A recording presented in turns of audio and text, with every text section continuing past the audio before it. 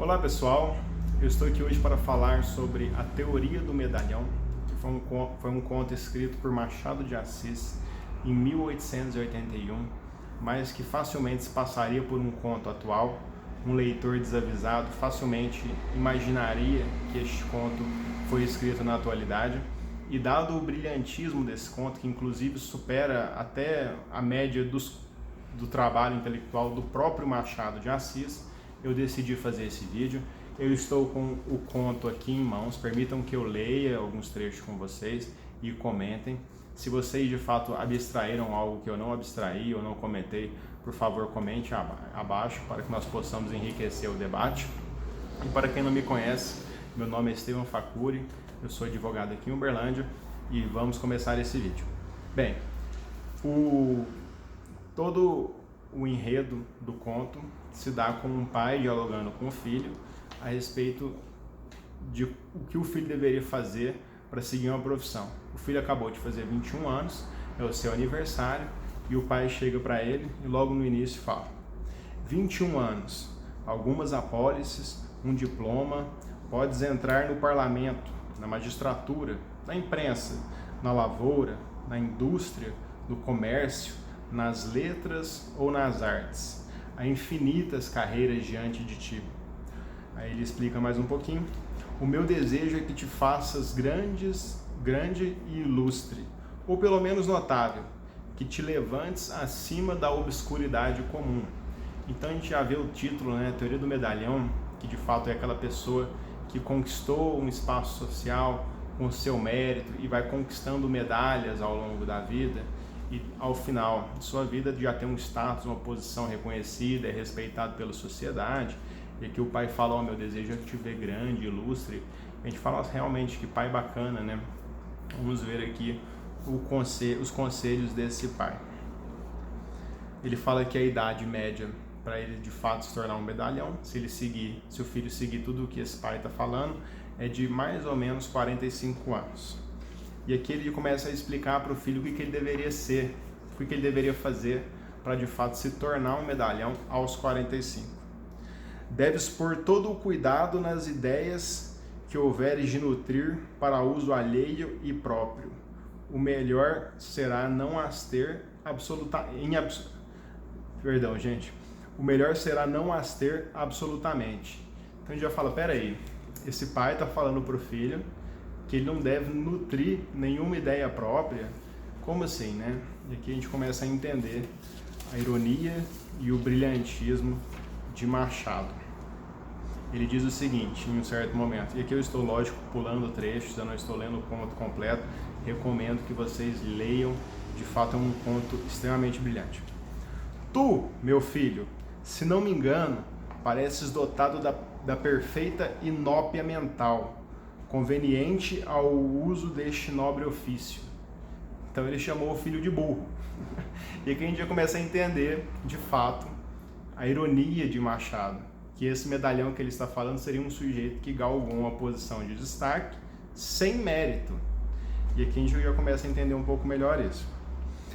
Aqui ele complementa: as ideias são de sua natureza espontâneas e súbitas. Por mais que as sofremos, elas irrompem e precipitam-se. Então ele está dizendo o seguinte: às vezes você tem uma ideia, você se manifesta, aí você acabou se precipitando, de fato você foi pensar melhor e não é aquilo mesmo que você pensa, ou você ouviu outra opinião e de fato você desgastou a sua imagem falando a sua opinião. Então ele aconselha o filho a não opinar em determinadas questões. E aqui ele complementa. O filho pergunta, né, se tem um jeito de escapar dessas ideias precipitadas, o que ele deveria fazer. Há um meio, que é a resposta do pai. Há um meio. É lançar mão de um regime debilitante, ler compêndios de retórica, ouvir certos discursos. Então, já perceberam, às vezes uma pessoa sendo entrevistada, e o repórter vai e faz uma pergunta extremamente objetiva e a pessoa não tem como fugir daquilo. Aí você, ouvinte atento, fala: nossa, agora eu quero ver o que essa pessoa vai responder. e ela de alguma forma consegue se abster de responder, se abster de dar a sua opinião e consegue escapar da pergunta. Vocês devem conhecer pessoas que agem dessa forma, que devem ter exemplos mentais aí, de memórias, que isso de fato aconteceu. Bem, aqui ele vai complementar que o filho, ao se sentir solitário, ele deveria mesclar-se aos pasmatórios, que seriam os lugares públicos de pessoas ociosas. E ele fala que as livrarias não são propícias ao nosso fim. Então aqui Machado já deixa extremamente claro a intenção do pai para com o filho. Pode-se resolver a dificuldade de um modo simples. Vai ali, fala do boato do dia, da anedota da semana, de um contrabando, de uma calúnia, de qualquer coisa. Então se abstenha de falar assuntos que demandam uma intelectualidade, um assunto que de fato pode acalorar certos ânimos, inclusive de pessoas que pensam contrário a ti. Então esses são os conselhos do pai. E se mantém discursos rasos e triviais, e aqui ele complementa. Com este regime, durante 8, 10, 18 meses, suponhamos 2 anos, reduzes o intelecto, por mais pródigo que seja, a sobriedade, a disciplina, o equilíbrio comum. Então o pai está colocando ferramentas para o filho, para que ele reduza voluntariamente o seu intelecto, para que ele não avance a trivialidade, não se destoe do homem comum, para que ele de fato seja amado pelos seus pares, e não de fato seja visto com olhares de inveja ou de qualquer outra coisa. O pai quer que o filho se mantenha trivial, comum, para que ganhe vamos dizer assim, esse amor dos seus pais. Aí o filho impugna aqui, ele descontente, fala assim: isto é o diabo, não poder adornar o estilo de quando em quando. Então se ele vai ficar na trivialidade, ele não pode adornar o estilo de quando em quando. E o pai fala: podes empregar umas quantas figuras expressivas, a hidra de Lerna, por exemplo, a cabeça de Medusa, o tonel das Danaides, as asas de Ícaro e outras que românticos, clássicos e realistas empregam sem desar, quando precisam delas. Sentenças latinas, ditos históricos, versos célebres, brocardos jurídicos, máximas, enfim. Aqui vocês já devem ter imaginado algumas memórias também que vocês têm de pessoas que às vezes não tem nada a acrescentar em um debate, mas aí ao final ele coloca uma sentença de Platão, uma sentença de Sócrates, alguma frase destoada ali de tudo que ele falou, uma frase em latim, algum termo técnico, jurídico, e você fala: nossa, realmente essa pessoa sabe o que ela está falando, ela usou aqui, falou de Sócrates, então imagino que ela saiba de fato o que ela está falando.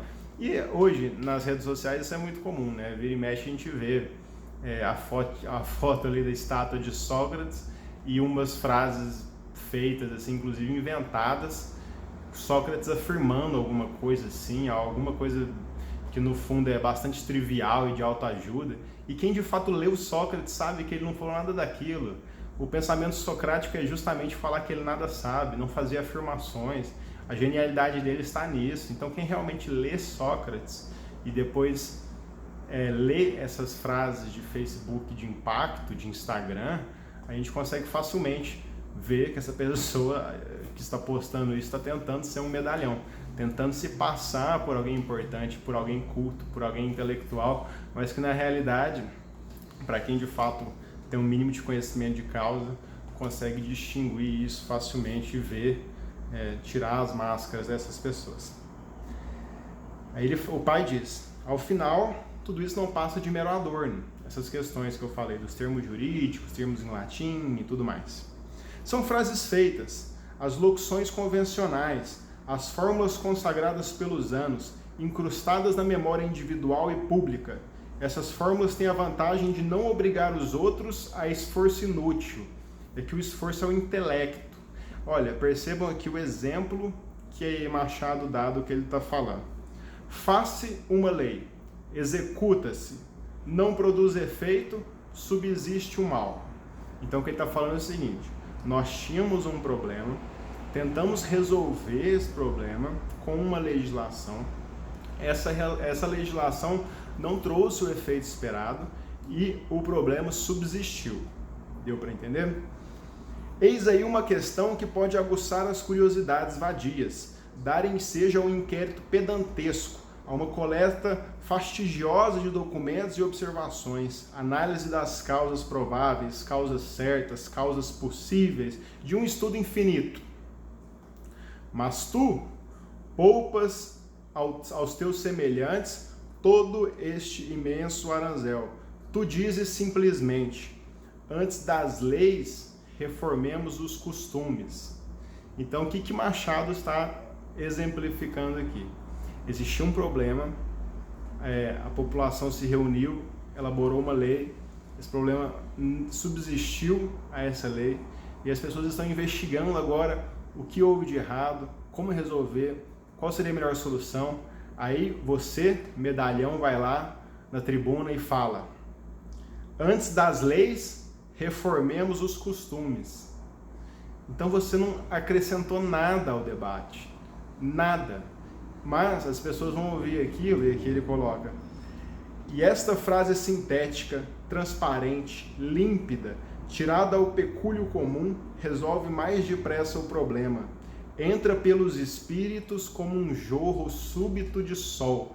Então vejam, as pessoas que estão ouvindo falam assim: nossa, realmente esse parlamentar, esse deputado, esse senador tem razão, os problemas são os costumes, não é fácil resolver isso e tudo mais. E aí a pessoa sai da tribuna e ainda é louvado. Mas o que essa pessoa acrescentou ao debate? Absolutamente nada. O que ela sabe sobre o tema? Absolutamente nada. Qual que é a proposta que ela tem para resolver a situação? Absolutamente nada. E às vezes quando você expõe sua opinião e fala: nós deveríamos agir dessa forma, você contraria certos interesses e isso gera uma resistência, isso gera um desprestígio de uma certa camada da população que esse medalhão não teve. E ele simplesmente falou uma coisa genérica, uma coisa que nada acrescentou ao debate. Então vejam aqui o brilhantismo de Machado. Aqui o pai fala que aqui o filho pergunta, né? E a questão dos processos modernos, né? Eu não devo me atualizar e tudo mais. E o pai responde: toda a recente terminologia científica deves decorá-la. Isso aqui é para passar a ideia de que você tem conhecimento, mas você vai simplesmente decorar palavras. Você não vai estudar aquilo a fundo, você não vai discutir aquilo a fundo. Você só precisa passar a ideia de que você é um ser intelectual. Como tens de ser medalhão mais tarde, convém tomar as armas do teu tempo. E de duas uma: ou elas não estarão usadas e divulgadas daqui a 30 anos, ou conservar-se-ão novas. No primeiro caso, pertencem-te de foro próprio. No segundo, podes ter a coquetice de as trazer para mostrar que também és pintor. Então aqui ele está falando basicamente o seguinte: você decora essas terminologias científicas, se ela cair em desuso, não tem problema. Se ela continuar sendo usada, você continua atualizado. Se cair em desuso, você ainda vai demonstrar que você tem um conhecimento aí passado de certas questões. De toda forma, você se passa por um ser intelectual, não tem como você sair perdendo, não tem como você sair como um ser que de fato não tem o conhecimento que você finge ter. E aqui ele fala um pouquinho dos benefícios da publicidade. Isso aqui a gente vê hoje, o nosso Instagram é só isso aqui. Basicamente as pessoas se expondo publicamente para conseguir a notoriedade, enfim, se tornar os medalhões de Machado de Assis. Aqui o pai diz: os sucessos de certa ordem, embora de pouca monta, podem ser trazidos a lume, contanto que ponha em relevo a tua pessoa. Então você tem que exaltar o seu sucesso, trazer a lume, trazer a luz para que você seja exaltado. Explico-me, aqui o pai. Se caíres de um carro, então você teve um acidente, sem outro dano, além do susto, é útil mandá-lo dizer aos quatro ventos, não pelo fato em si, que é insignificante, mas pelo efeito de recordar um nome caro às feições gerais. Percebeste? Então, gente, a pessoa ali sofre um acidente, às vezes não foi nada demais, mas ela quer se valer disso, dessa experiência humana, para poder trazer a empatia dos outros para si e com isso ganhar notoriedade. Isso é desprezível, gente. A pessoa sofreu um acidente, não teve nada, vai e fala, nossa, foi ali que eu aprendi o sentido da vida. Nossa, foi naquele acidente que eu passei a amar mais meus filhos, porque, nossa, a minha mente mudou, agora eu vejo o mundo com mais clareza. A gente conhece esse tipo de discurso já tão atual. Então vamos lá.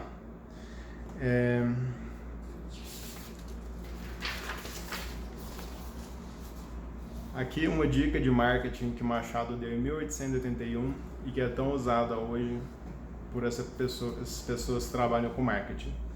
Não queiras com a própria mão anexar ao teu nome os qualificativos dignos dele. Incumbe a notícia a algum amigo ou parente. Então, se eu falo para você, eu, Estevão Facuri, sou o melhor advogado do mundo. Nossa, eu sou muito bom mesmo. Eu fiz pós-graduação lá não sei aonde, eu fiz mestrado, doutorado, fiz tudo. Você, ouvindo de mim, eu exaltando minha própria pessoa, não vai ter o impacto de um terceiro falando isso. Então essa é a dica de marketing utilizada hoje, que Machado nos narrou há tantos e tantos anos atrás. Então é melhor que eu coloque um advogado, um amigo, um parente para falar assim, nossa, o Estevão é o melhor advogado do mundo.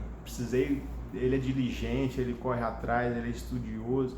E aí você tem essa autoridade da outra pessoa, trazendo autoridade a mim, acaba tendo um impacto muito maior do que eu simplesmente me exaltar para você. E aqui lembrando que de fato são dicas de Machado irônicas para as pessoas se consagrarem como medalhões. Mas no fundo todo o conto é irônico e Machado está nos falando isso para que nós reconheçamos esse tipo de atitude e de fato para a gente se abster de agir de determinadas formas. Isso aqui pode ser um manual para o bem ou para o mal. Eu espero que vocês usem para o bem. E aqui o filho pergunta, e política? Eu não posso ter posição política? E o pai responde, nem política. Toda a questão é não infringir as regras e obrigações capitais.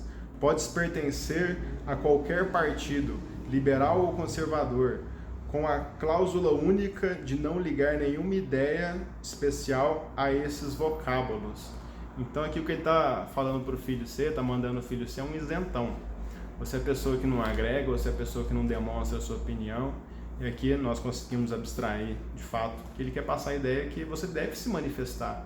Você deve falar o que você pensa. A gente viu aí a atrocidade que foi as últimas eleições. As pessoas se fecharam, não debatiam.